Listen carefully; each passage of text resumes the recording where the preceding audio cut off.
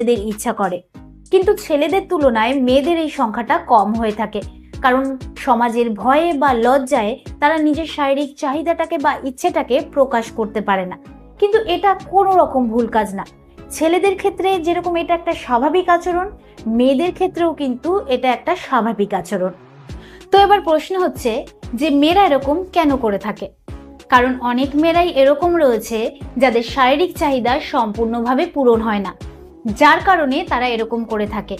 এছাড়া অনেকে আবার নিজের স্ট্রেস বা উদ্বেগ কমানোর জন্য কিন্তু এরকম করে থাকে।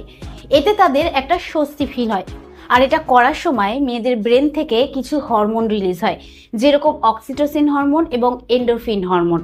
অক্সিটোসিন হরমোন যে রয়েছে সেটা কিন্তু সুখ ও আরামের অনুভূতি দিয়ে থাকে, আর এন্ডোরফিন হরমোন ব্যথার যে অনুভূতি রয়েছে সেটাকে কম করতে সাহায্য করে। এর কারণে তারা একটা উত্তেজনার চরম পর্যায়ে পৌঁছে যায়। এবার জানবো এটা কিভাবে করে। তো দেখুন, যদি মেয়েদের হাত দিয়ে করার কথা বলি তাহলে কিন্তু সেটা নর্মালি দু ধরনের হয়ে থাকে। এক নম্বর হচ্ছে মেয়েদের প্রাইভেট পার্টসে যে প্রস্রাব করার ছিদ্রটা রয়েছে তার ঠিক ওপর দিকে ছোট মতো উঁচু মতো যে অংশটা রয়েছে, যেটাকে ক্লিটোরিস বলা হয়, সেটাকে ঘর্ষণ করা। তো এই নিয়ে আমার একটা ভিডিও রয়েছে, নিচে কমেন্টে লিংক দেওয়া রয়েছে, চাইলে আপনি দেখে নিতে পারেন। আর 2 নম্বর হচ্ছে আঙ্গুল দিয়ে করা। তো 1 নম্বর পয়েন্টে মেয়েদের নিচে যে ছোট মতন উঁচু মতন অংশটা রয়েছে তাতে প্রায়